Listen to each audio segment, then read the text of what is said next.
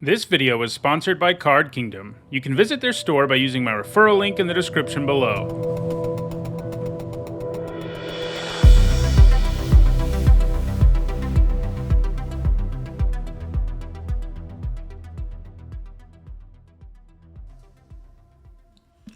Ooh.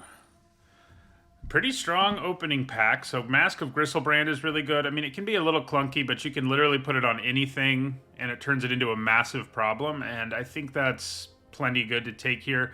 We do have what I think is the best uncommon in the set, at least right now. You know, it was in my video on the overperformers. Like Morbid Opportunist is an insane value engine.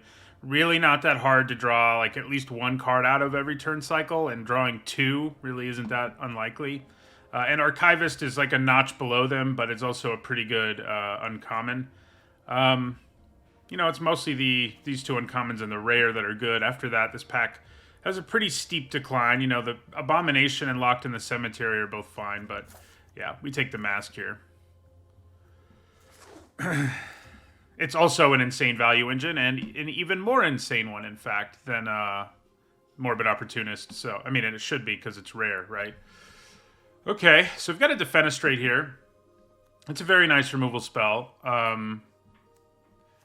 You know, the way this format is panned out, it's probably not Black's best common. The best one is probably Diregraph Horde, but it's still great, and it's probably what I'm going to take here. You know, Loyal Griff is an okay but unexciting uncommon. Same thing for Deathbond and Sprout. I like Defenestrate here. I think I would pretty much always take Defenestrate out of this pack, at least this early in a draft, just because the other stuff in it's not that great. So we will kill some things in the air. Or not in the air, rather. Okay, so this pack has some more nice stuff in it than we've seen. So Phantom Carriage is pretty nice. Often ends up basically drawing you a card.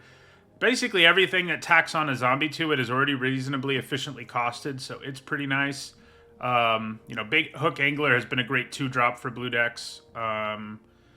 So those three things are really the ones that I'm looking at. Do I think Phantom Carriage is like substantially better than Hobbling Zombie? I don't know. I kind of do. I think I probably do. I mean, it adds a real body to the board, and then the effect it gives you in the late game is often like drawing a card. So I think we take the Carriage. Okay, we have a shot at another one here. They're not the worst things to have at the top of our curve, so I may just take another one and sort of be done with top curve here. Because they're pretty nice little things to have. I mean, they aren't cheap, but as far as like in-game plays, they're pretty impactful. Seize the Storm, if you can make... It's pretty essential, it feels like, to make blue-red work in this format. But that doesn't really look like where we're headed. I think we'll just take another Carriage here. I like the Behemoth okay, but not really enough to take there. It's like an okay card, but I think Carriage is just better. Alright, so this is kind of interesting. Both, you know, all the blue cards here are fairly unexciting. I mean, Startle's okay. Rise of the Ants is pretty nice top curve to have. So if we ended up not playing blue, it wouldn't be a bad thing to have. Or if we ended up not playing black, for that matter. And black does look a little like it's getting cut. It's definitely the best card here. I'm not a Mystic Skull fan. Someone in one of my YouTube comments recently said they think I'm way underrating it, but it's so bad early at filtering. I think we take Rise of the Ants here and see what happens. Like, the filtering that card does early just doesn't matter enough. And then in the late game, you know, it does some stuff. But yeah. Yeah, Startle's not bad. I mean, and when you do spike Startle, it's insane. Most of the time, it's sort of just like a cycling effect, but that's kind of a reasonable baseline for a card that can be insane. Do I like the Observer more than Shady Traveler? Probably. I probably do. Yeah. Okay. So here's another Observer. Bat Whisperer is not terrible. It does kind of feel, you know, we could have had 2 Seize the Storms. It does seem like blue-red might be pretty open. And I guess, kind of guess we could transition into it a little. Like, the picks here of Bat Whisperer and the Observer just don't seem that great to me, but You know, maybe the Whisper is fine. It probably is. It's tempting to see, like, if the other Seize the Storm wheels. Like, we could have a pretty great base for a blue-red deck. But I think Whisper is good enough to take here over it. Just because, you know, where we are in the draft, I think it makes sense. Arrogant Outlaw is not great. Shadow Beast Sighting gives us another pretty good green card. Like, these two cards are fine. But neither of them are that special. Shadow Beast Sighting is definitely the best card in this pack. It's just a question of whether I want to take the best card or, like, mediocre cards that are in our colors. I think I'll just take the best card. Okay, so probably take Locked in the Cemetery here. I mean, it hasn't been as good in this format as it would be in most, but it's perfectly fine. A fine card to have around. Rejuvenator, you know, if we ended up in green, maybe we could try to splash stuff. But, yeah. So, I think we're pretty happy to get a Revenge of the Drowned here. I mean, it makes a zombie token and Time Ebb something. Okay, blue does look pretty open. I'm less certain about black, but if blue's this open, it may be worth just hanging on to black because of our mask, because Bait Hook Angler really shouldn't still be in a pack at this point. Interloper and Geistwave are both pretty reasonable. Interloper would probably be better if we were a more aggressive deck than we are. I think I'll take Geistwave here. Alright, we'll grab this Component Collector. It might make the cut. It's been better than I expected because I thought it was going to be unplayable, but it's definitely not great. Sigarda is obviously pretty good here, but you know, she's not quite so good that you throw away your whole first pack for her, and that's effectively what we would be doing here, as good as she is. This pack is pretty underwhelming, though, like, across the board, for us anyway. I mean, you know, there's some good stuff in it, but, like, not a ton. You know, Ghoulish Procession's okay.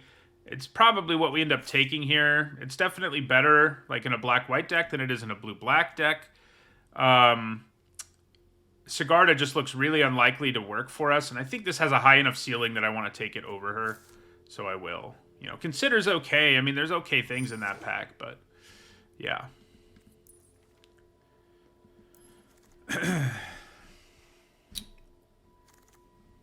Wow. Somebody's going to get Sigarda and then Catilda. That's going to feel pretty good for them, isn't it? Okay, so I'd probably grab a Siege Zombie here. You know, right now we're not doing an incredible job at making zombie tokens. We are making them, but not a ton. But it's likely we end up with them, and it has a baseline as a bear. It's just turned out to be a really good common. I think some people have it above Defenestrate even. I'm not quite there. But it's probably the third best black common after Diregraph, Horde, and then Defenestrate. So it's still pretty nice. Ooh, so this pack has some nice stuff. So Midnight Ambush is great. It's probably what we end up taking, but Eaten Alive and Revenge of the Drowned are also really good. Do I think Eaten Alive is going to be better in our deck? You know, if we had more things to sacrifice right now, I think I would, and maybe I should just be taking it. It just seems like Midnight Ambush kills so much stuff so easily. Like, I just feel like it's better than Eaten Alive on average, and I think I will take it here. I mean, it's really not that hard to make it night, you know? It's easy enough to make it night that it's pretty good. Okay, so we've got a Castaway and a Bait Hook Angler. I think Castaway is better, you know, decent 2-drop, mills us, comes back as a bigger thing later, so I'm down with it. So, another Locked in the Cemetery. So, what makes it not great in this format is all the sack effects. Your opponent can just sack things. There's also a lot of text on cards. It doesn't blank. And, yeah. I think we probably take it here. Although, you know, Stormrider Spirit's not bad. Do we actually need to pick up... Oh, no, we have some Disturb at least for our carriage. That's good. Would I rather have the Spirit? Maybe.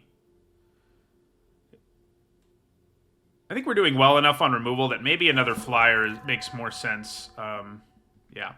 So it does feel like our colors are getting really cut now, which is interesting, because it seemed crazy open, blue especially in that first pack, but now all we're seeing is Otherworldly Gaze and Duress, which is not where you want to be. I don't really want either of those cards. I mean, Search Party Captain is the best card here. I guess I'll just take it, because why not? Okay, so...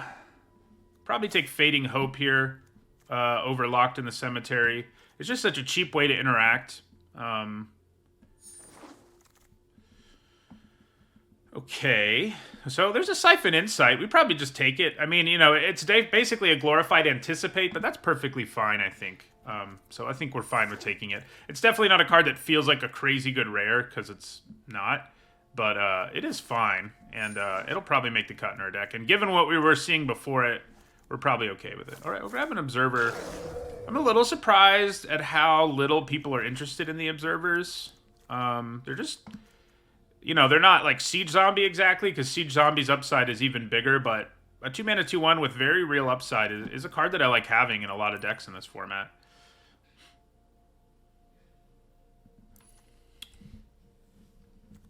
But yeah, this is a funny card. I mean, people get really excited about the idea of stealing the opponent's stuff. Okay, we'll grab another Revenge of the Drowned, I think, over an Occultist. Yeah, we will. But it's basically just Anticipate, only you use your opponent's library. And it has Flashback. I mean, obviously it's better than Anticipate, but it's not incredible or anything.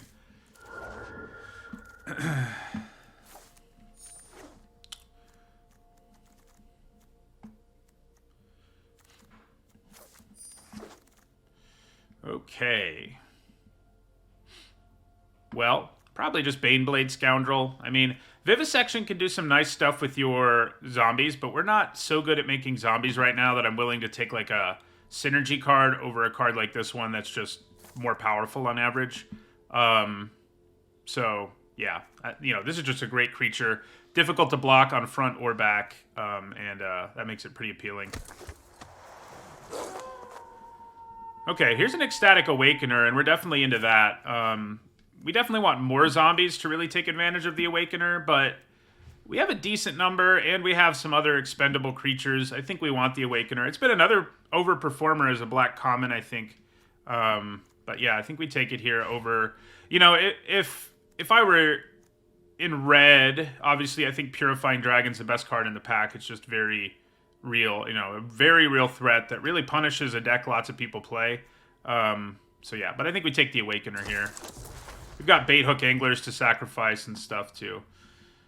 Okay, this pack is filled with things that I wish we could have. Nebelgast Intruder, Eaten Alive, another Awakener, and a Hobbling Zombie. Those are all things that I want. I'm leaning towards Eaten Alive, I think. I think going for more removal here seems good.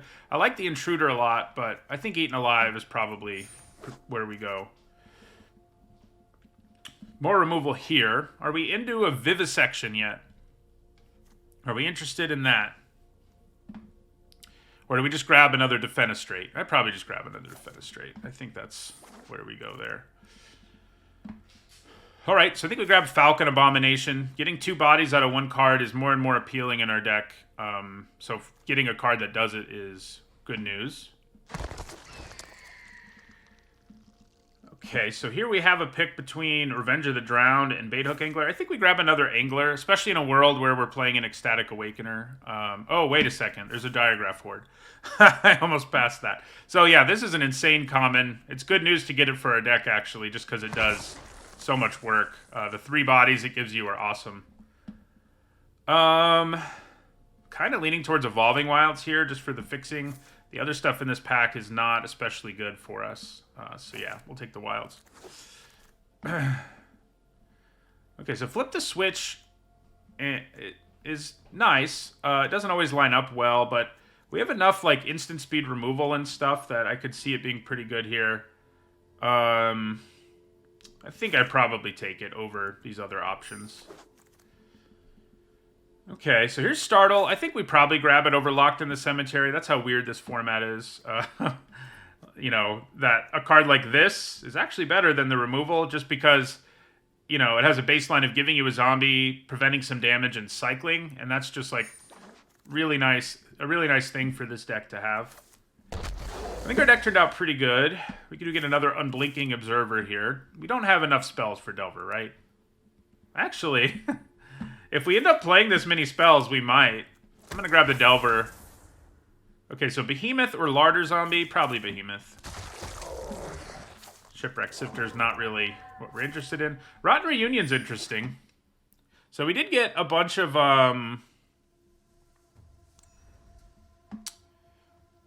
zombie things late there. Things that just make our decay tokens, that is. Okay. Deck looks pretty good overall, I think. Obviously, there's some cutting to be done. So, it's always good. I mean, I think Bat Whisperer is probably not what we're interested in the early going. I mean, in this deck. Component Collector, probably the same thing. I mean, we just sort of have to pick the weaker cards. Or, you know. We have Fading Hope and 2 Revenge of the Drowned. We kind of don't need Geist Wave. It's sort of a weaker version of both of them in a lot of ways. Like, letting you rebuy an ETB is cool, but I think on average it's weaker than those 2 cards are. So I don't love it. Ghoulish Procession. Trying to decide if we think that's worth it. It might be. Yeah, Storm Rider is definitely not amazing, especially when, yeah, I mean, I think 1 Storm Rider and 1 Behemoth kind of makes a little more sense. I mean, I guess we'll have enough spare bodies to sack that the Behemoth might be better than the Spirit. The nice thing about the Spirit is you can leave mana up for like flip the switch and then flash it in, but it's not like we have 4 flip the switches, so yeah, it's probably worse than our other options are. Okay, so we're now down to 10 spells. It's still enough for Delver, frankly. You know, it's not amazing, but I think it's probably a reasonable inclusion in our deck. I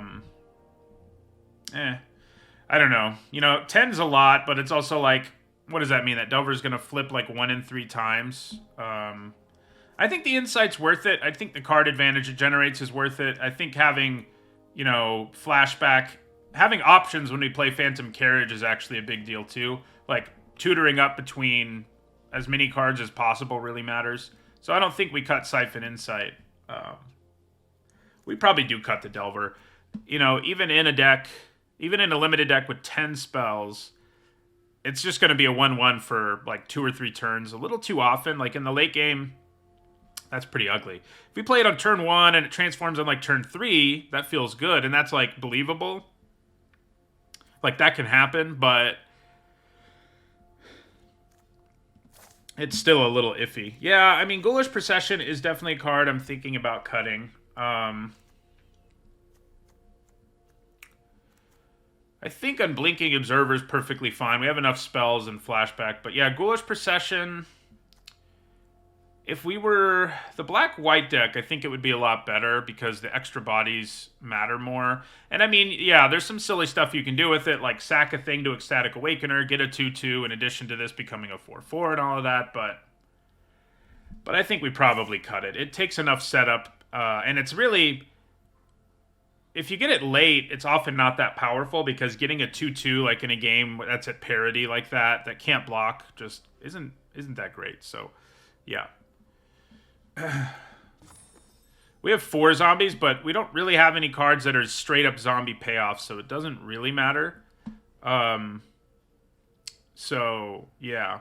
We have a bunch of cards that make the zombie tokens, but yeah. Do we just cut Fading Hope?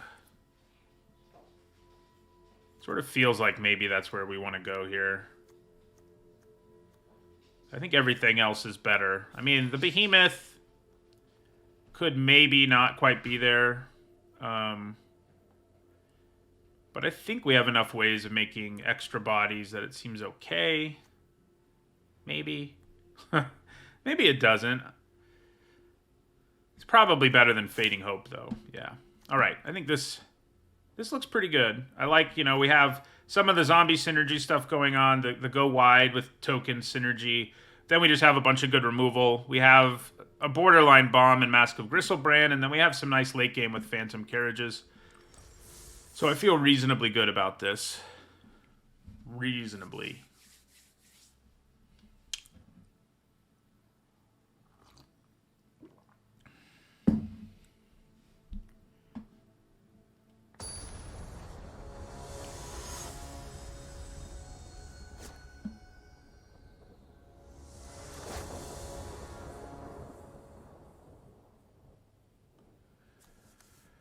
All right, solid hand.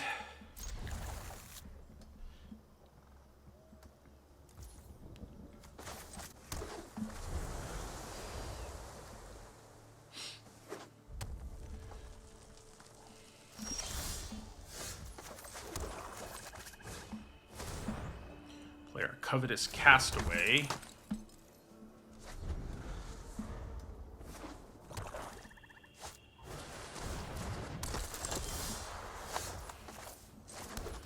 Okay, well, we're probably going to Siphon Insight. Am I going to block the Vengeful Strangler? I kind of don't think so. So I may as well just Rumble here.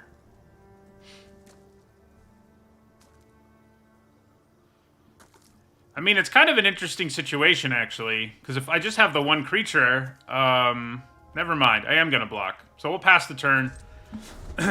With one creature in play, holding back the Strangler definitely matters, so... yeah. And yeah, getting them to burn a removal spell on a Covetous Castaway also is really good for us. I should probably Defenestrate the Strangler. I'm sort of leaning in that direction because if I do, they don't have a target to put it on right now. So it seems kind of reasonable.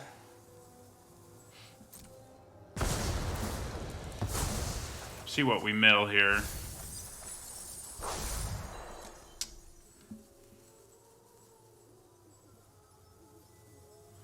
I mean, the thing is, we're not playing a creature for a while. So I don't have to Defenestrate it now. I mean, it's not... we're not desperate to Defenestrate it, that's for sure. So I think we'll just take 2. And then Siphon Insight at the end of their turn.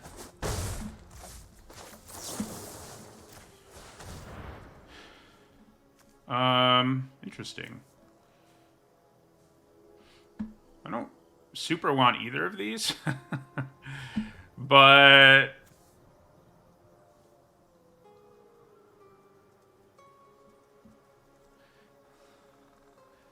I guess I can already play the Procession. I'm a ways away from Mounted Dread Knights. I'm going to grab the Procession. Okay. Well, now we have even more removal. I guess we'll just play their Procession. We could also just cast Siphon Insight again if we don't want to kill something. So, yeah, I think we'll pass. I'm probably going to Defenestrate this Strangler. If I had to guess. Yeah. Although, maybe I ambush it. They're black-red. It's likely Defenestrate will be able to kill most of their stuff, so let's just ambush it instead.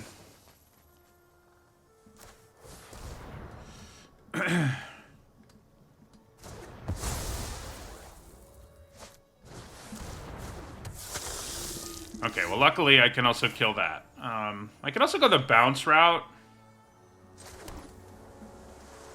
So maybe the tempo play is actually a little better. Does give us some board presence. Yeah.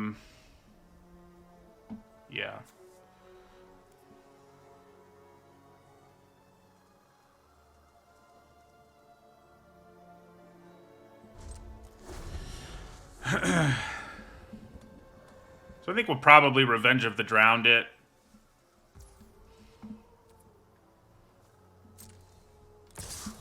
Yeah, so...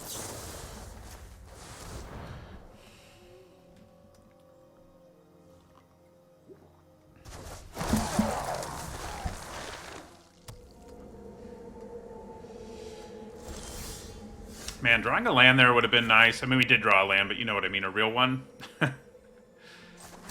Because a real one would have allowed us to play Covetous Castaway from our graveyard. So I guess we just pass the turn again and leave all our mana up. Playing the Procession doesn't seem that great. So yeah, pass the turn.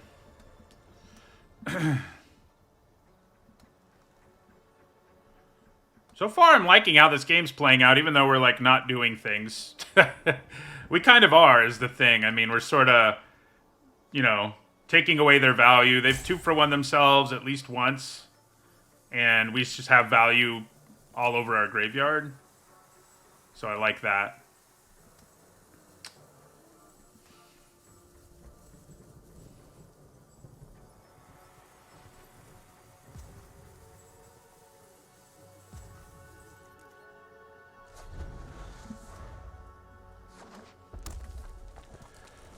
Sure, they replay that guy.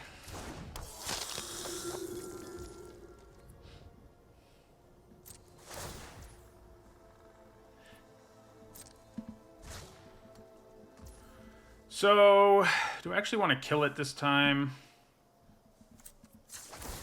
I'll think about it while I use my Evolving Wilds. I think maybe just outright killing it is good, because then I can play either Carriage or Castaway and feel pretty good about the play. There's a good chance their hand is filled with removal, notably, but I think it's probably still worth just killing it here with Defenestrate.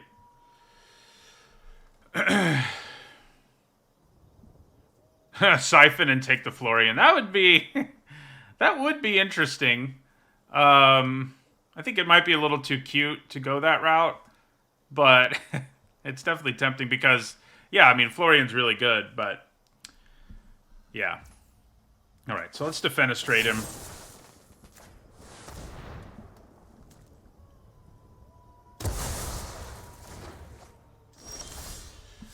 Okay, so I think we just play our Castaway here.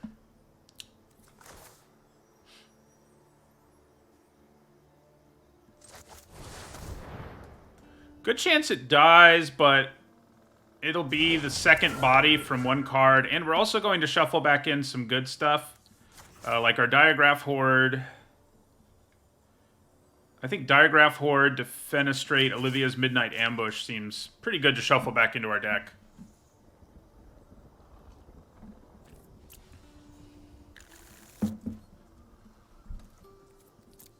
So I'm not attacking with the zombie, by the way, because I just have so many value things I can do with it that's more valuable than doing other things. Okay, well, they're obviously in desperation mode if they're casting Play with Fire on us. Or maybe they're going to play 2 vampires here. And that's why they played with Fire.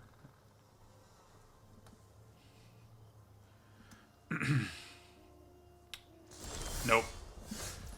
Okay, so probably just going to play the Behemoth here after we attack with our Castigator. We'll just play our big Behemoth. Sacrifice a creature.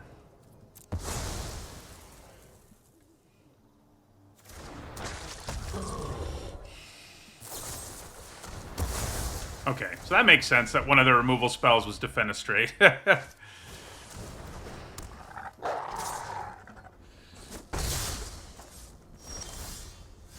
Alright, so we attack.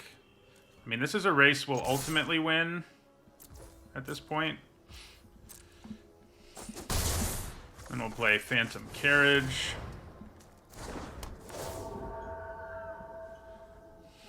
I think maybe all we have left is Baithook Angler. Yeah, but we'll throw it in there.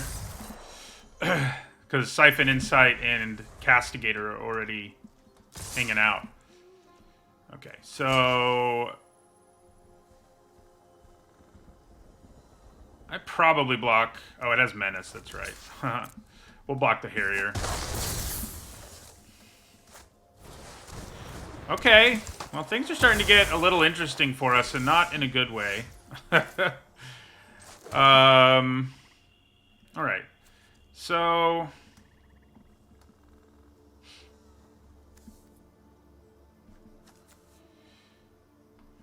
yeah. I mean, I think we attack here. And we play...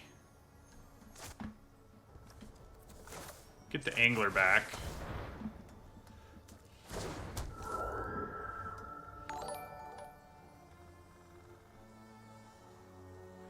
I think we'll play our procession and also play an observer.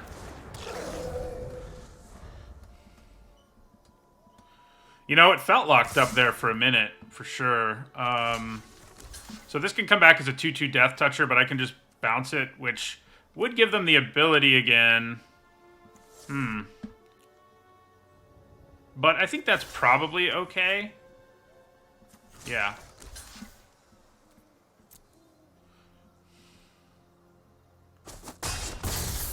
So we get a zombie token.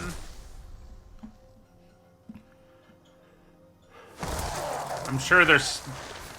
Okay, no, that's what they're going to do. That's going to feel even better to bounce, so I'm down with it. We have 7 mana. Right. So let's Revenge of the Drowned here.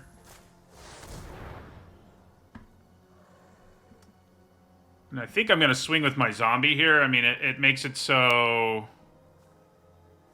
Yeah, it's worth getting closer to lethal for sure.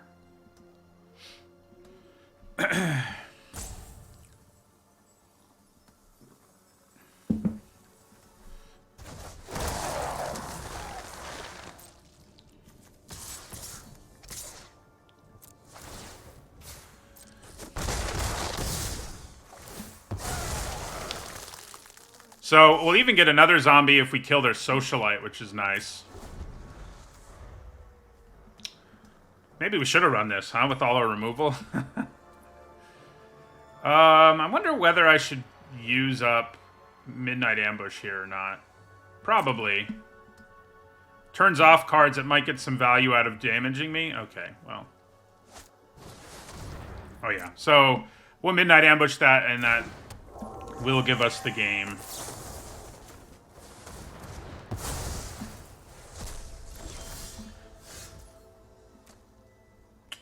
Yeah. I guess they could have Fight with Fire or something. But yeah. I guess we'll see. Thank you for the follow, Dr. Grindal.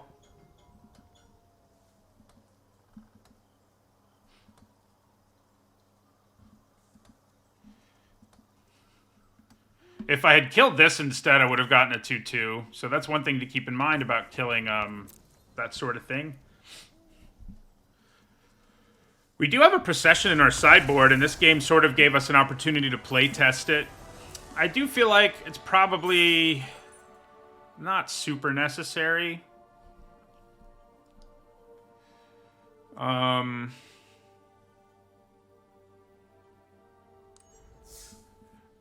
that was an interesting...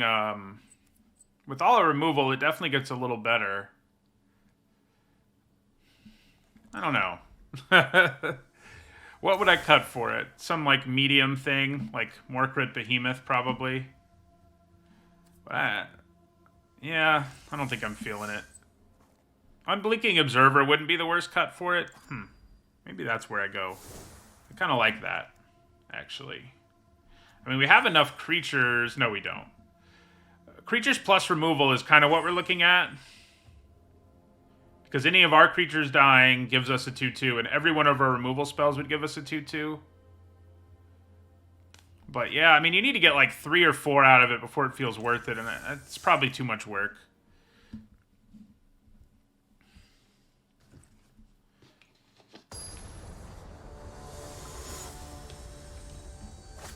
We got one for free, but... Yeah, a lot of creatures are tokens, it's true. Pretty good hand. So yeah, this is kind of hand where we can play Siege Zombie on turn 2 and then leave up Flip to Switch and or Olivia's Midnight Ambush. It's obviously a little better if you're the one on the play, but... Okay, we got a fast start over there. Turn 1 Pit Fighter. This... Don't love it. So they can just cash it in right away if they want to. Which isn't the worst plan. Depends on what their hand looks like. Like, if they really need to hit land drops or something, it's not a bad plan.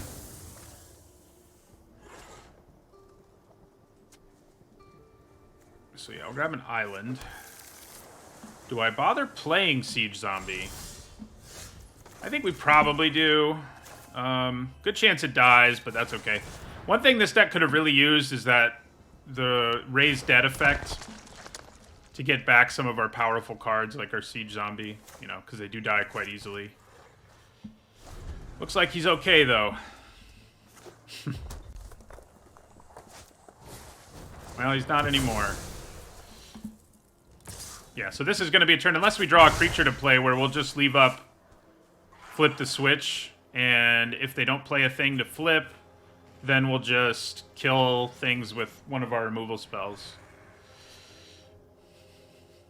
So they're thinking of, I think they're thinking about giving up board position here to draw to, which, if they're really desperate for a land, would sort of make sense, but it seems a little risky to me. Yeah, so we'll pass our turn.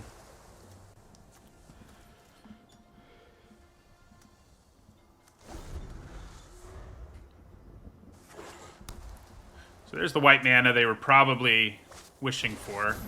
All right, so yeah, we'll flip the switch on that. We don't want to deal with Sunrise Cavalier, I can tell you that much.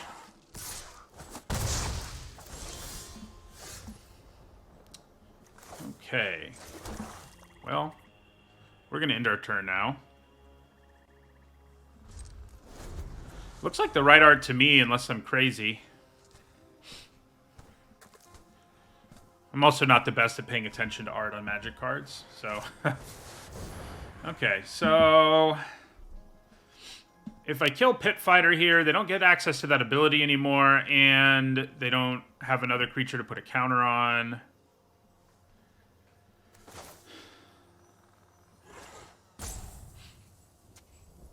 I mean, chances are good on my turn I'm just going to play the Behemoth, so yeah, I think we'll kill the Pit Fighter in response.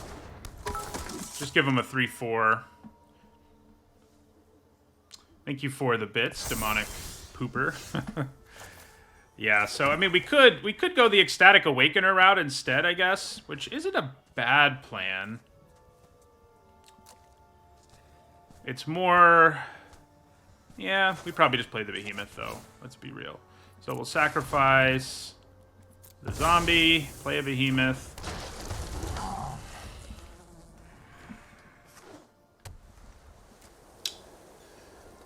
Hopefully they don't play a flyer. You know, with the kind of mana they have, they definitely could.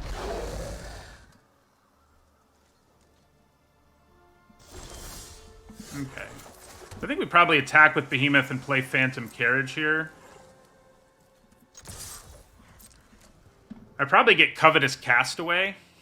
So if they go for a double block here, we get a blowout with Defenestrate, so that works for me too.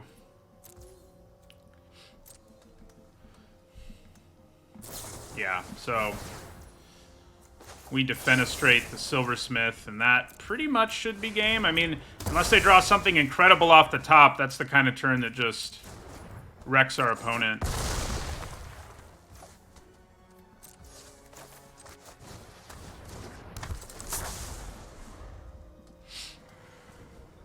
We've been there. I mean, we've been playing games this weekend where you're in a place where you're like, well, I basically have to do this. Like, I don't really have a choice. If I don't do it, I'm probably dead. And at least if I do this, they have to have a certain card to blow us out. But then we had it, so, you know, it's rough. So, yeah, we'll rumble here with our big menace creature. Okay. They gave up. I don't blame them. I do not blame them.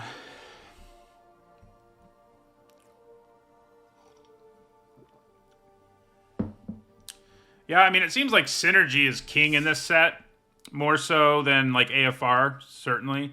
And so the decks that don't have that much definitely seem to struggle, on average, a little more.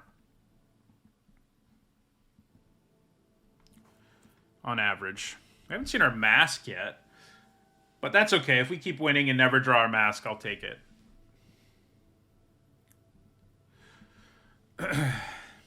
Yeah, I mean, if blue-black is open enough, you end up with an absurd deck. The thing that's interesting is, because everyone's saying blue-black is the best, the question is whether or not, if like 4 people at a table are just like tunnel visioning and drafting it because they've heard it's the best, It's probably not going to be a very good deck for any of those 4 players.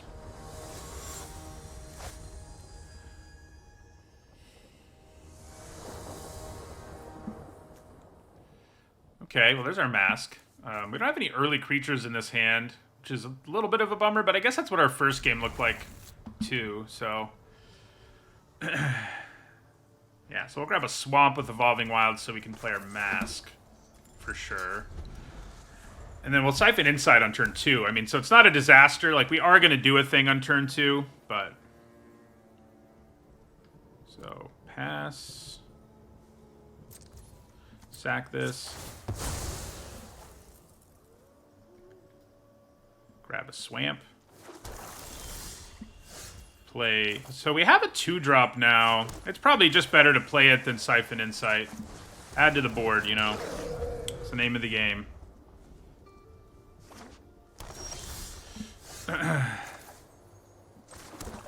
so I think we just rumble here and play our Mask. Get it out on the board. Our opponent looks like they're stuck on 2 lands, which is rough for them in this particular situation. So, yeah, I mean, I think we just equip the Mask. Chances are very low that they actually have a way to kill this with 3 green mana. So I think suiting this up, attacking and playing Ecstatic Awakener is the way to go.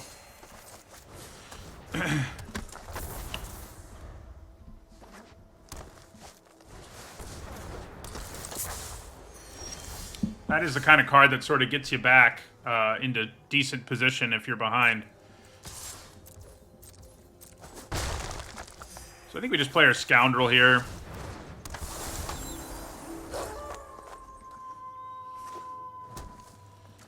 So we could play a Scary Creature here for sure. Ah, this will be interesting. How many things will they get? Well, they got 2. Neither of them are super alarming, though, for us. But getting 2 is pretty good for them. But yeah, I think we just Revenge of the Drowned, the Bird Admirer, and attack here.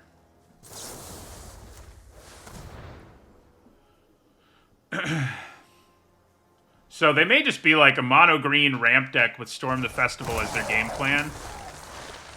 So if I don't attack with the Awakener here, I can cast Siphon Insight, but it's probably just better to attack with the Awakener. I mean, you know, this is going to be a 4/4 next turn most likely, so that'll be good. Yeah. We'll rumble here.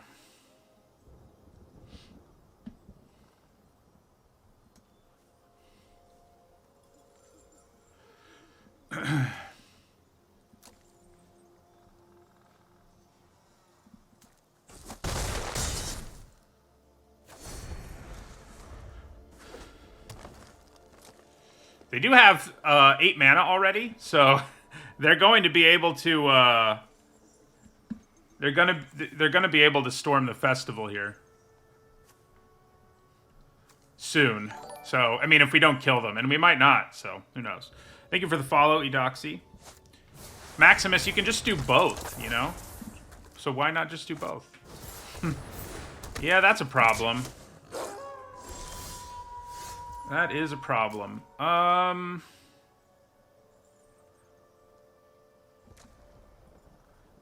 think maybe what I do here is move the Mask to my Scoundrel and play Covetous Castaway, because they can't effectively block the Scoundrel because it'll shrink the Bird Admirer so that the Death Touch doesn't matter. So, yeah, but that is not a good play for us. So I think we move the Mask and attack with our Scoundrel.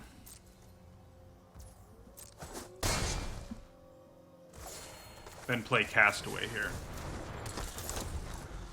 Untapped is glitching, huh? So here, they're 1 mana away now from doing this again.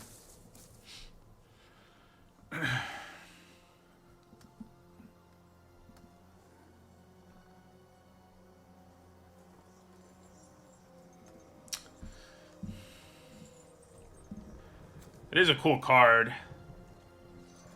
Cool design, cool art. It's just cool all around. So I'd really like to find a bounce or removal spell here. That would really open up the board for us on our next turn. Interesting. There's like no reason we should block this. So we're not going to. After all, we're at 30, so there's not anything they could do that would just destroy us here. Oh yeah, you're right. They do only have Death Touch when they're tapped. So that's not that big a deal because we get to draw a million cards. So I'm not too broken up about that. Yep, roughly a million. You know, that's an estimate.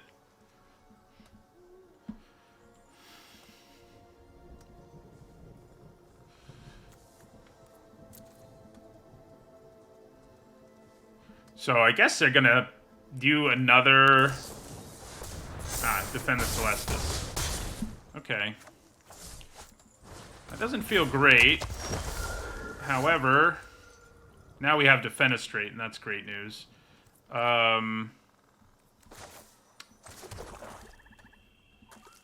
Not sure I really need to use it yet.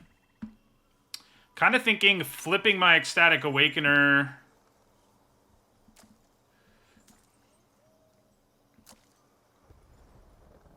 and equipping it is a good play here.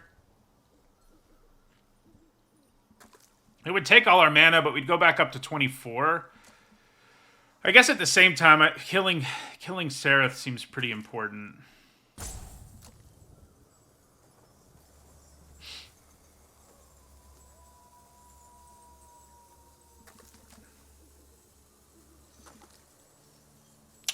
So the annoying thing is, if they draw a land here, they're going to be able to cast Storm the Festival again, and that may not be good news for us. In fact, it's probably not. 3, 4, 5, 6. So I think maybe I'm going to go a little conservative here, though. Should I do that? Yeah, I guess so. Then we can just leave up Siphon Insight and Defenestrate and pass our turn, and Ecstatic Awakener's ability, for that matter.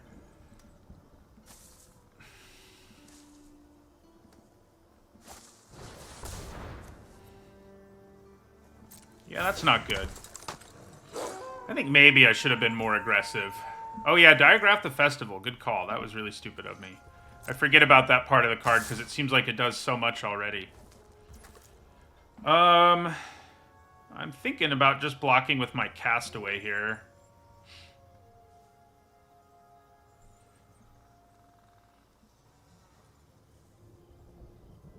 So the problem is if I try to Defenestrate this, they can give it Hexproof.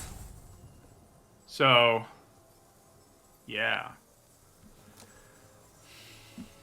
Block and Transform is definitely an option. Maybe that's the best one. Yeah. Well, not like that, though. Like this. Yeah. Although the Angler's easier to get a body out of. So I'm actually going to do that.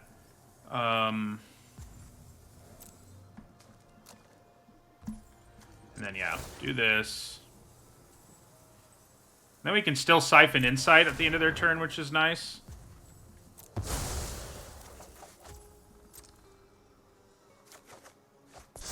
Oh, Siege Zombie's going to make a difference here.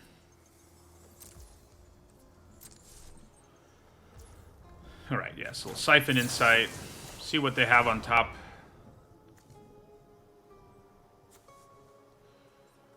I guess Bounding Wolf is probably where we want to go here. I mean, a land has some uses, but... okay. So... I could equip here the Awoken Demon and just start going at them in the sky. I think that seems wise. Well, the only problem with doing that... I guess I need a Diagraph Horde... because, yeah, because we need to put a stop to them being able to flash that back. So that's what we'll do here. Yeah. And we can also play Siege Zombie and start threatening them, which is great.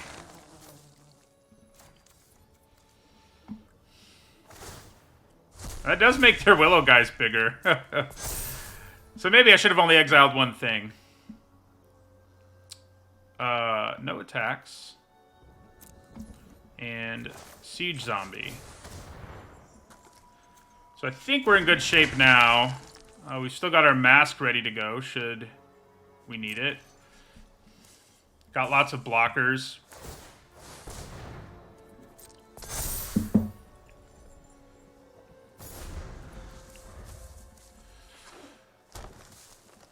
One, two, three, four, five, six, seven, eight. Yeah, I mean,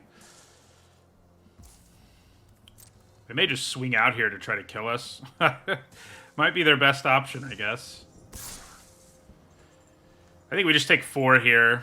I think we want to hold on to as many bodies as we can. I think we take whatever they attack with us here, and then probably on our turn we'll find a way to do lethal, one way or another.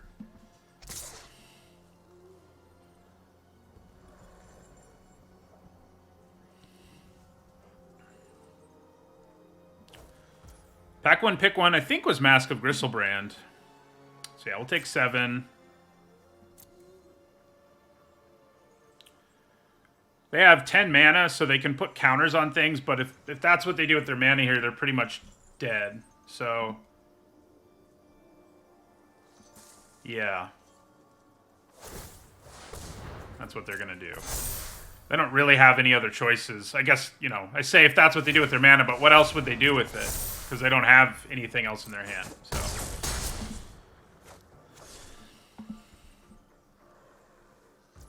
Yeah, so we go Siege Zombie.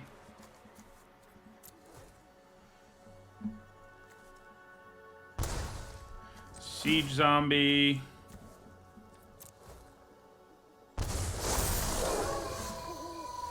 All right.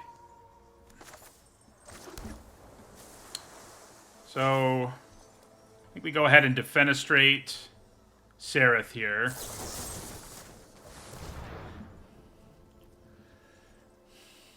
We might...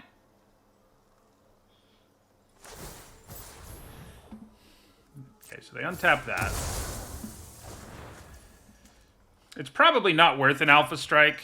I mean, the situation is such that we just lean on Siege Zombie here. We're not in a whole lot of danger, so... Yeah, I think we just play the Bait Hook Angler. Leave up mana for Bounding Wolf. Or Siphon Insight, whichever. 3, 4, 5, 6, 7, 8. Yeah, because we'll basically get to untap and win. We do have to wait one more turn. Although we know they don't have anything, so they can only block 3 creatures, right? So they're probably dead, now that I think about it. They can only block 3 things, and then what gets through? So they're going to block the 3 biggest things, which are 4/4, 3/4, 2/2. So yeah, I mean, lethal gets through. So... yeah, we may as well just swing out here.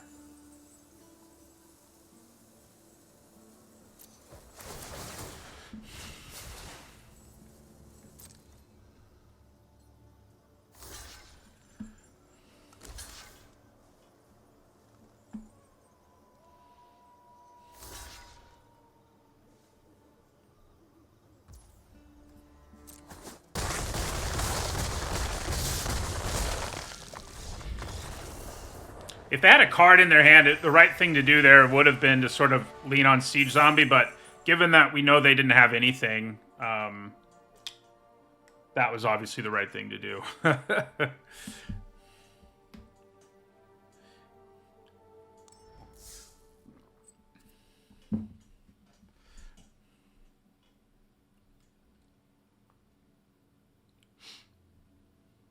That early mask, you know, we didn't really have the time to mask later. Like, there were better things for us to do, but playing the mask early without any danger, you know, just on our 2/1 made it...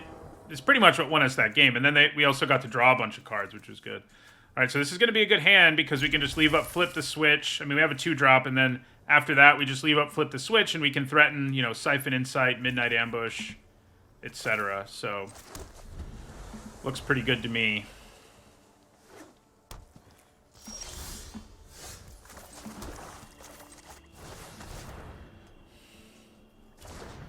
I mean, we do want to draw something real, but... yeah, they were tapped out too, it's true.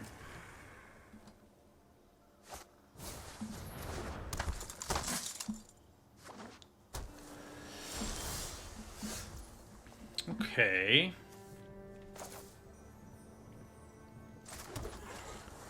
I think I probably play the Awakener. I should have played my Swamp. Gosh. That was bad. That was real bad. If I played my Swamp, I could play the Awakener and still leave up Midnight Ambush and Siphon Insight. I think we still do it, but we definitely... I think we definitely effed up our mana there. Significantly. Next turn, we'll be able to do the thing, but, you know, screwing it up doesn't feel great. Okay, yeah, so they don't want our guy to transform, so they're aggressively bouncing it. They do get to Scry, but it's actually them going down a card in the long run. So we're kind of okay with it. This guy's been a great common too, by the way. Black just has insane commons.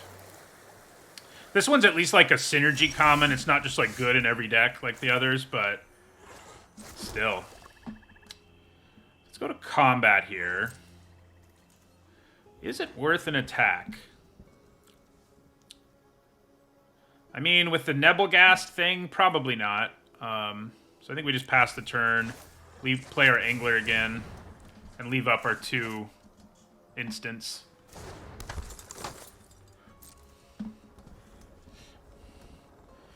Thank you for the sub, Mr. Sultan.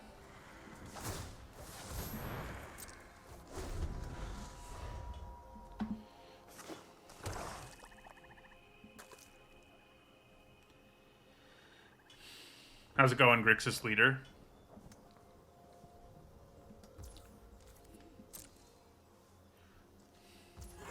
Alright, so we're going to go ahead and Siphon Insight here. I could ambush, but we're not really in a position where, like, we can do that much against Gavany Trapper anyway, so... I think we'll see what they have on... Ooh, hello. Yep, we definitely take Jadar. That's a big one to get. They do have mana up, so... There's a chance they can counter whatever I try to do here. Let's go to combat, though, because if they tap down my Angler... That's a lot less likely that they can do a thing, and they do. We still get in for 1 here, so... And they don't have Nebelgast mana, so we'll just do the 1. Getting their Jadar is nasty. Almost makes me feel bad. I could even flip the switch to protect him, but... I'm sorry I stole your Jadar. Except I'm not. So we get a free zombie here, which will mean it's very easy to transform our Awakener. But we'll leave up flip the switch just in case. In case something like that happens. Yeah, I'd probably just let it happen. It's a bit of a bummer. I could sack it in response. I might as well. Yeah, I'll sack it in response instead of flip the switch, yeah. So we'll do this. We at least get 1 big creature out of it.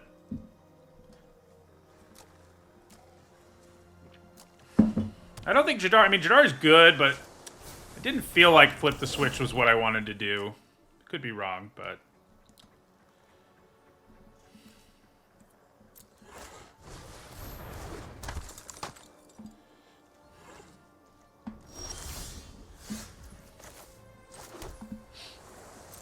Let's go to combat.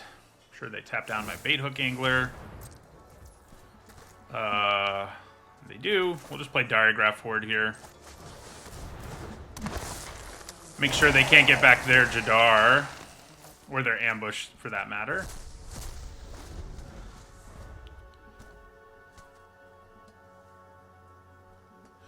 Yeah, I mean, you know, what's funny is, I think we've played it every game. But I don't think we've flashed it back yet. We haven't really had the mana to do it. That's a good draw. Alright, so let's go to combat here. I think my Horde's going to be attacking. If they don't tap it. Obviously, there's a significant chance they tap it. So, in that case, just my Bait Hook Angler attacks.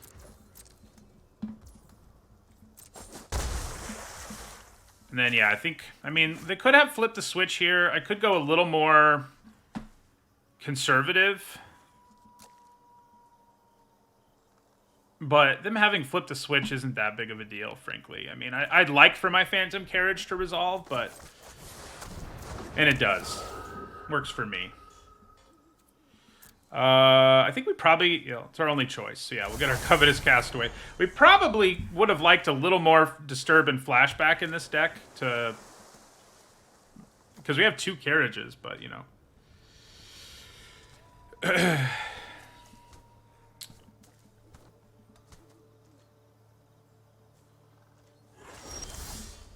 Hello, Siege Zombie.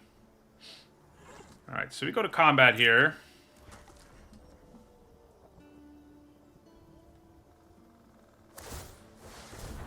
That's interesting. Interesting choice. Means they probably have something, but I think we still attack with both of these. We can counter a Nebelgast. Do we want to counter that? Probably. Yeah.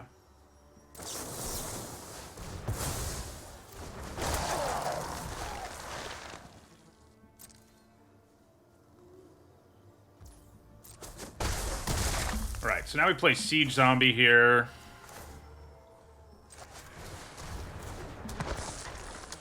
That should get us pretty close to lethal.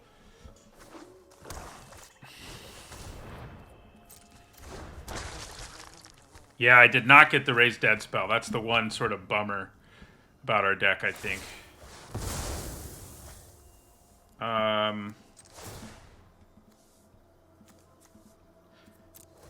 We'll get 1 damage out of you, Awoken Demon. Even though we still could have done it without it, but, you know. Gotta get that value. So do we just have lethal if we attack here? Especially with our 2 removal spells? Yeah, probably.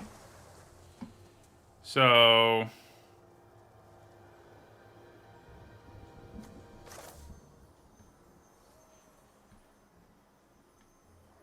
I think we'll ambush the Trapper.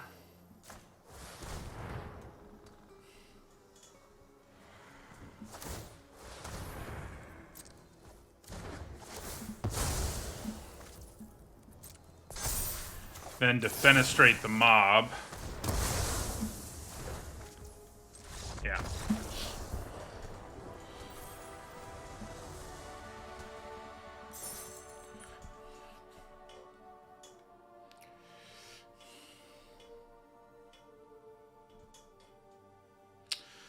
So, you know, this blue-black deck is performing as advertised so far. We drafted it one other time in this format. And I think I only went 4-3, but that was still a winning record, so. Right, good. This is a solid hand. I mean, you know, you don't love Phantom Carriage in your opening hand that only has 2 lands in it, but we have a bunch of 2-drops, so I can't be too upset about the situation. So I think we play the Observer just because it opens up the possibility for Defenestrate even if we don't draw land, and that might actually matter. So, mirror match.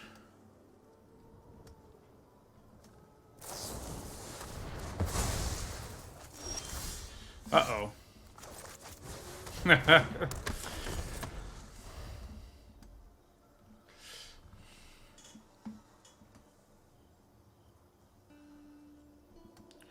Hi, Minty. Good game.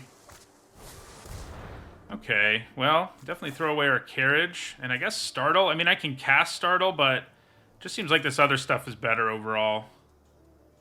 Yeah. Oof.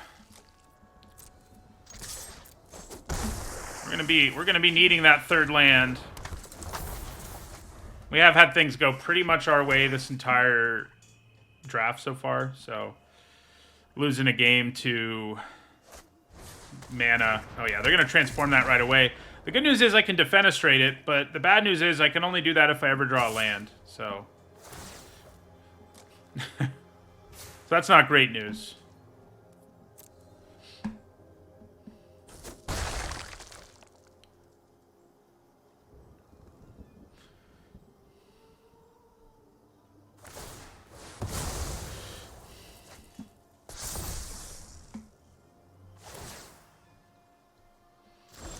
Aha. I'll take it. So yeah, we'll just defenestrate the demon. Right now, though, you can see from our hands that our opponent has the advantage.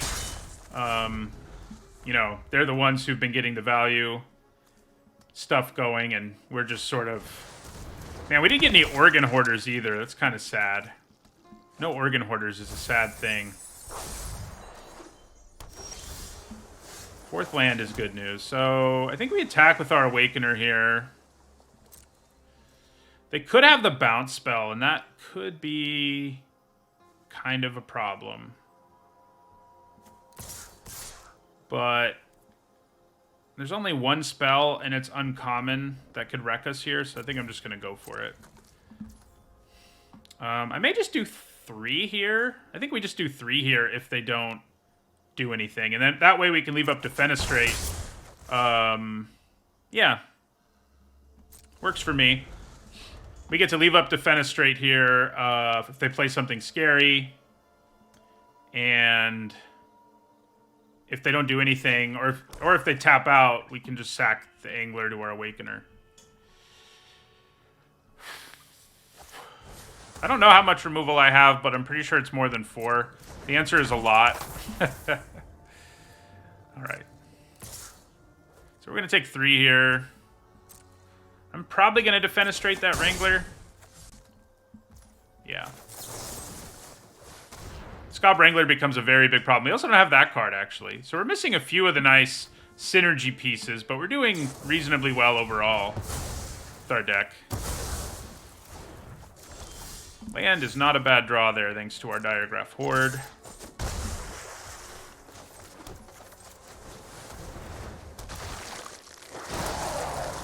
So we want to get rid of creatures, because their deck very likely has the reanimation spell, so we'll take away both creatures in their graveyard.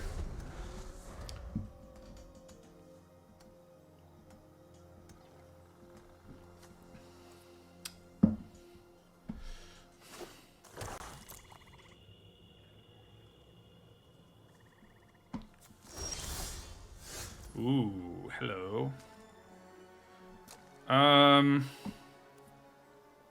So I think we attack with the Horde and the Angler here. The Nebelgast thing is a problem. I'm trying to decide if I think it's enough of one to wuss out on an attack here. Because if they have the Nebelgast, which is a 3-mana 2/1 that gives something -2/-0. I mean, I guess my Diregraph Horde... No, it won't be able to trade. I think we're going to be conservative and just attack with the Angler here.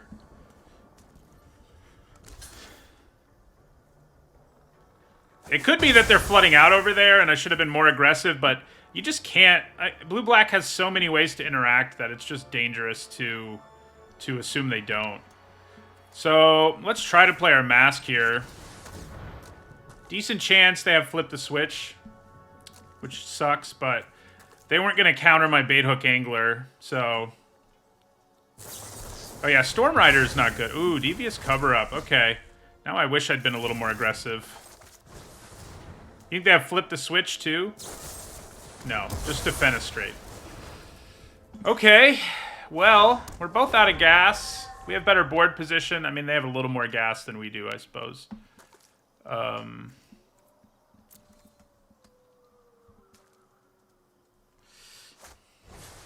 Ah, crap.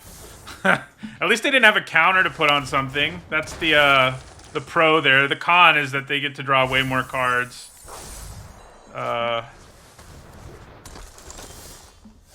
Okay. Well, we're not actually going to use Eaten Alive yet.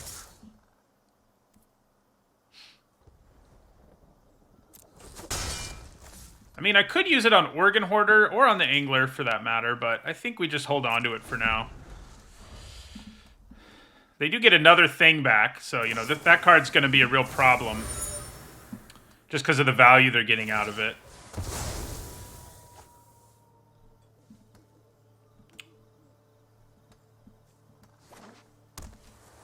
They're definitely outvaluing us now. It looked like they were out of gas, but when this is one of your cards, you're not really out of gas, so...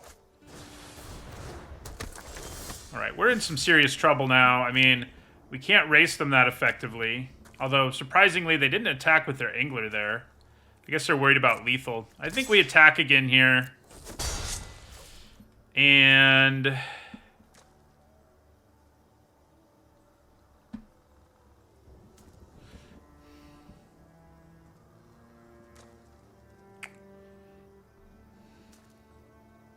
trying to decide if it's worth killing a thing.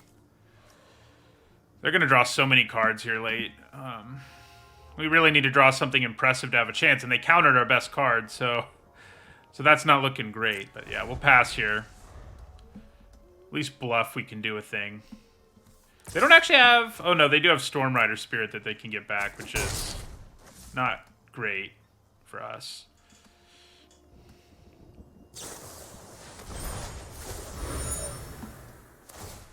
I actually like that they're going with Secrets of the Key here over the Raised Dead. I mean, I don't like it. You know, that's an exaggeration, but it's better than the alternative, which would be getting a thing back. I think we just attack again here. I mean, I know we're in a not good situation. I mean, do I just kill this Organ Hoarder so that the race is a little more favorable for us? They also won't have a counter to put on the thing. I mean, they can get it back is the problem. So, I probably don't. I think we do attack here.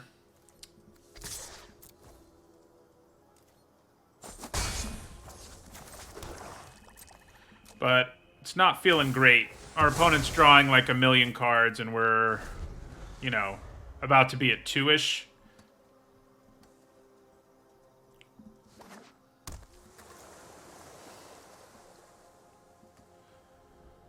We might even be at 1. We will be at 1 if they put the counter on the Hoarder.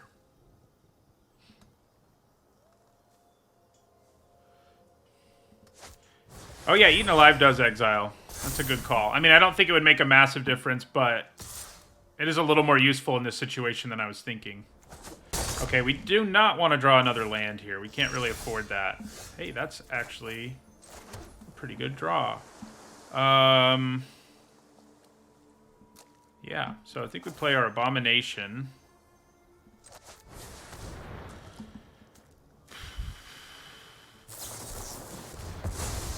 Ouch. Okay, so at least they can't flash that in this turn. We are at a point now where we pretty much have to eat an alive Organ Hoarder. So I think that's what we're going to do.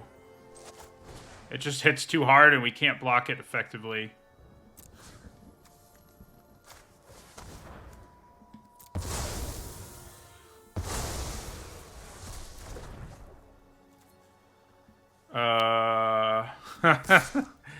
Do I still attack here?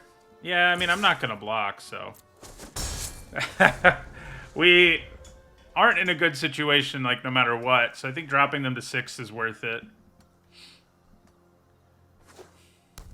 They've countered two spells that I think would have really gotten us in good position, but... they did counter them both.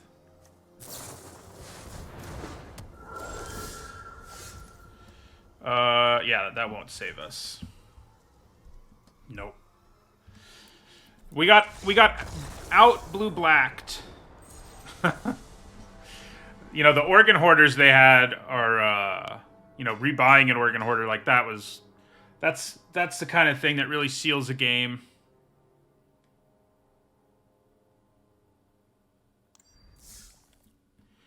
Although countering our Mask of Gristlebrand was probably the most our, like, potential win percentage plummeted in that game.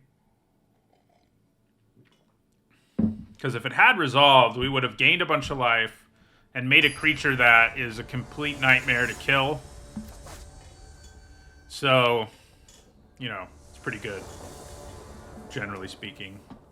All right, good hand. We have 2-drop, 3-drop, and, you know, flip the switch, Siphon Insight as our what we do after that play. So I guess we grab a Swamp because of our Mask.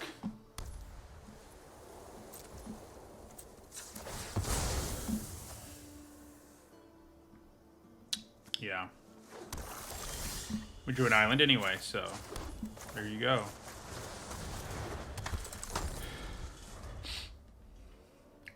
This deck could use more siege zombies too. So, you know, the more I think about this deck, the less we actually have like the optimal synergy you want for this deck. So I think we offer up the trade here. I mean, it's a good trade for us. We get a 2-for-1. And if they take it, we do 2, so...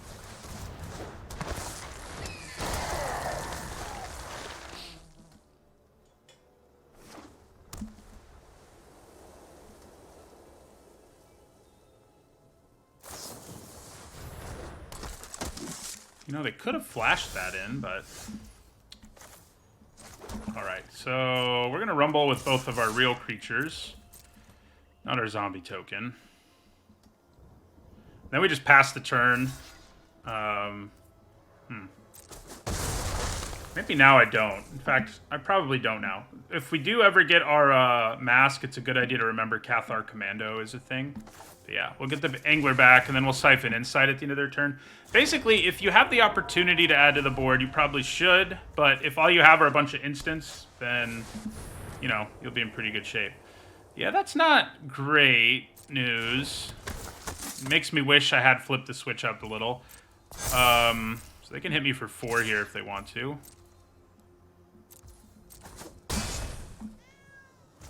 So we're going to Siphon Insight here. Aha! So they're a red deck. We'll grab their Purifying Dragon because it's a pretty big thing to play here.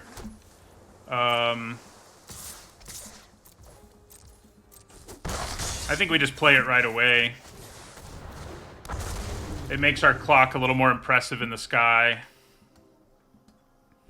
So yeah, we do take 7 here.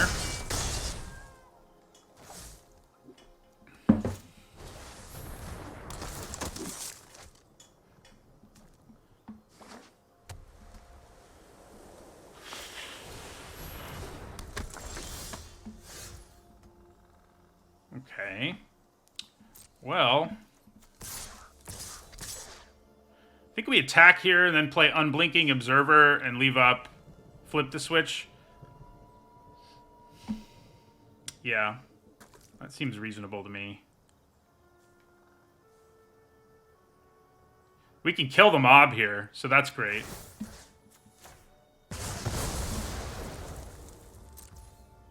That makes it even more reasonable.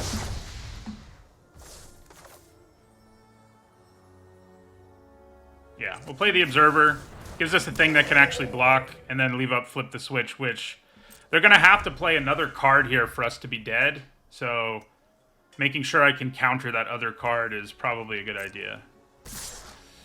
All right, so we're going to go to blockers, and we're going to block the Commando. So that does 5 to us.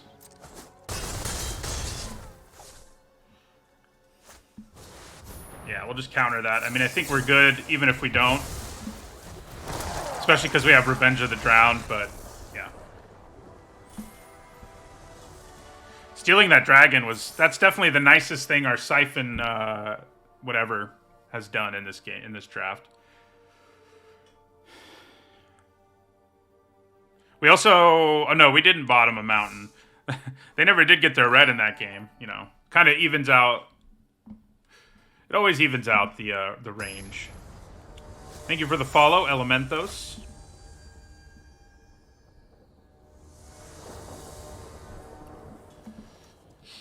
Like, looks solid. I mean, you know, more creatures would be nice, but having a bunch of ways to interact with their stuff isn't too bad. And we do have a 2-drop, so I can't be too upset. I do think we play it. I mean, there's a chance it gets dead here. But, you know, Awakener turn 1 would have been nice. But what are you going to do, you know? Falconwrath Perforator, huh? So I think we probably just play Ecstatic Awakener here and pass.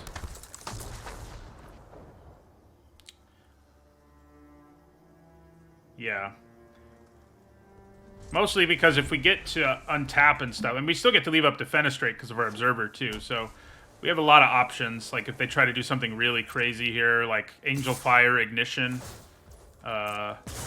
we would be able to deal with it. So yeah, we'll just take the 2. Looks like they might use a trick, no? Okay.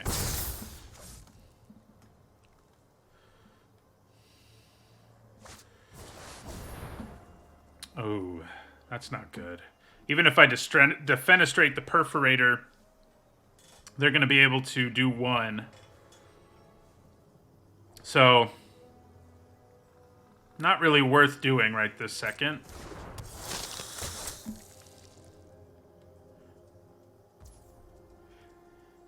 Now do I defenestrate, though? Doesn't seem like a terrible plan.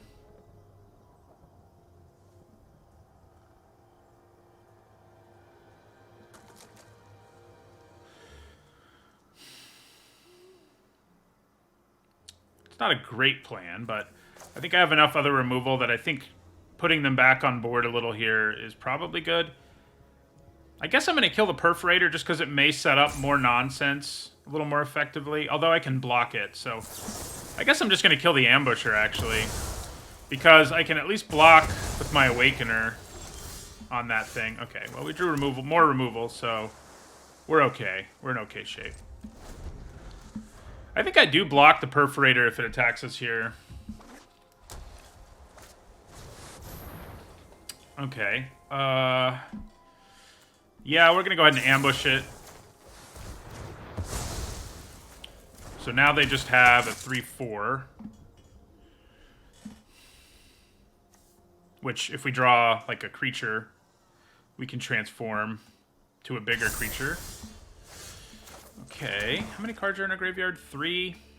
I think we just leave the Silversmith alone here.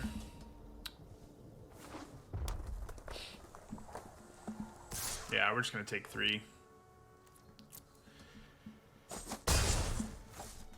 We're not in great shape here. I mean, they're currently, at least, out-carding us. And they obviously have a better board position, too. We do have answers, you know. These will more or less answer 2 creatures. They're not in a color pair that can sacrifice super easily. So Locked in the Cemetery probably does a thing, but you know, when they play something like Search Party Captain, it doesn't really matter. Because killing that just doesn't matter. Oh, that's a pretty good draw, I think. I still might not block, and it is dangerous to try to transform our Awakener, sort of. Is it? Yeah, it probably is. I'll probably block and transform or try to do that, but I guess if that goes wrong, I get utterly blown out. So, oh, good, a Cathar Commando to blow up our Locked in the Cemetery. That's not so good. There's way too many cards they could have here that, like, interact with our board. I kind of think we just have to block with our Awakener on the Commando here and take 5. It'd be nice to transform the Awakener, but it kind of feels like we're not going to have the time. And the Observer can still trade with another thing, so I think we just block. If they use a trick, we can threaten a transformation. And if they don't, yeah, I think we just let it happen. Ah, crap. This is the most work I've ever seen Valdaran Ambushers do, but it does mean the block we chose to do was a solid choice. We're up to 5 now, and they no longer have a way to destroy our enchantment. So we do get to Locked in the Cemetery, the big creature here. Which, you know, we'd get to do anyway, but now we would also tap it down. Yeah, I probably should have played this earlier. I don't know. We'll pass our turn. We can block both of these 2/2s at least.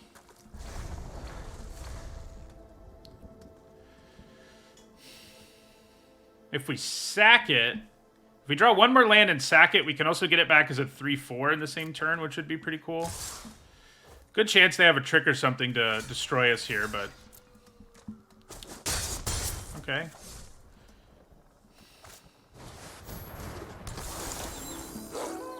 Drawing a land wouldn't be too bad. Okay. So, that's what we do, I think. I think we play Eaten Alive, sack our Castaway to kill their 3/2.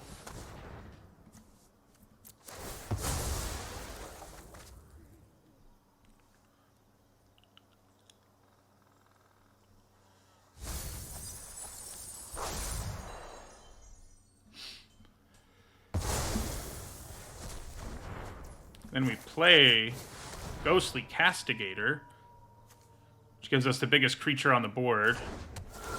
You know, there's always a chance they have removal, of course, but... So, I think we probably want to stick back in removal. I guess creatures would be good, but I think jamming a bunch of removal back into our deck is probably a little better.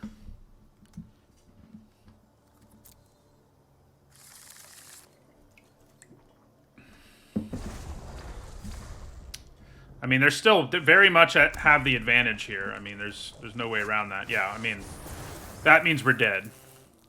Threatened to death.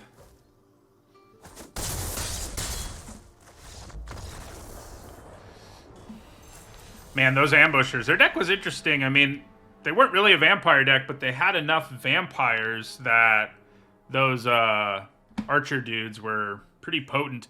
And their deck has a bunch of X1s in it, so... They didn't even need a lot of other vampires for that to do its thing. We are having better luck today, because we're at least going to be 5-3 with this deck, so it's a good start.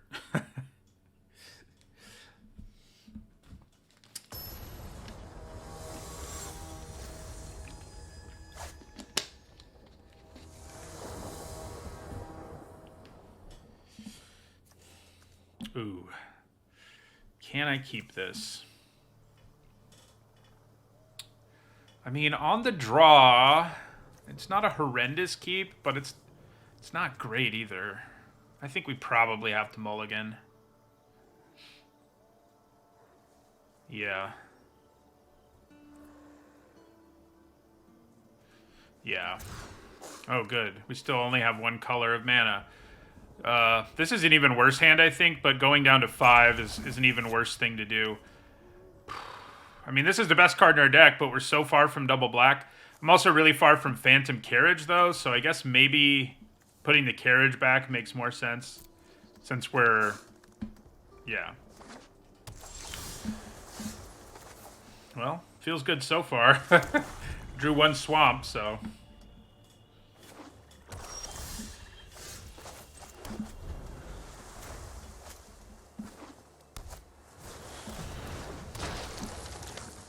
Not worth midnight ambushing that. Hey, look, we did it. Yeah, I think we just play or mask while we can. We don't have a whole lot else we could do anyway, other than, you know, use removal. It's a good chance our opponent has flipped the switch here.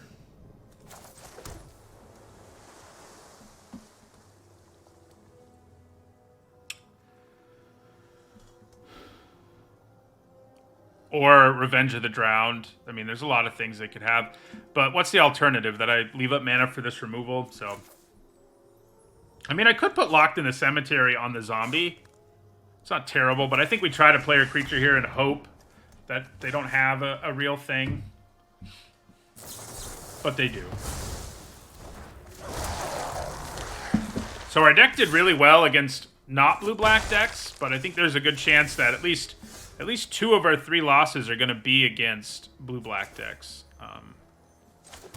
So, I mean, we're still not out of this. We still have Mask of Gristlebrand in play, and that matters. But the way this has started doesn't feel great for us.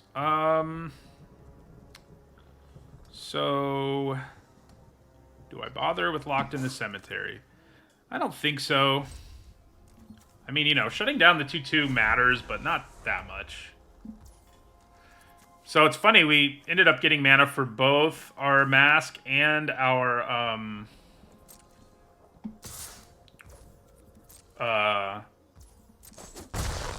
Rider, because we drew a bunch of lands, which with a hand like this one, drawing a bunch of lands isn't too shabby. Like, oh god. That's not good news. We don't have anything valuable they can exile in the graveyard at least, but they're going crazy wide and we're like... not capable of doing anything. So most of the blue-black decks we've run into feel like better versions of the deck. So, you know, it makes sense that we're struggling to beat them.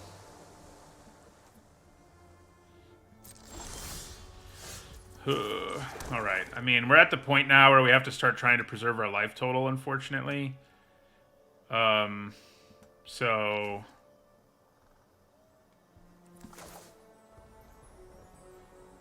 I think Locked in the Cemetery on the zombie seems like a reasonable play. But yeah, we're in a lot of trouble here.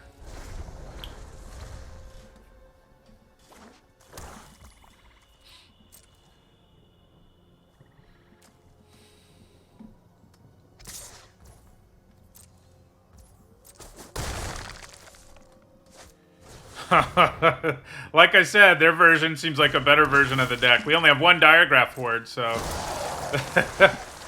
yeah, we're dead.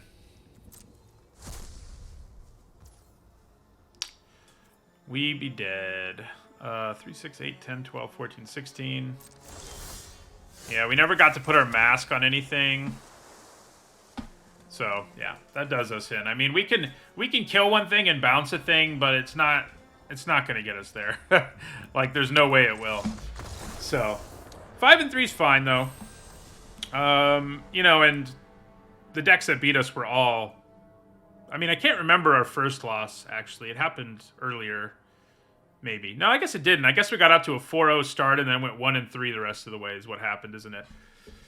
So, yeah, but we did get beat by better versions of the deck, and we still did enough to break even. A little more than break even, even.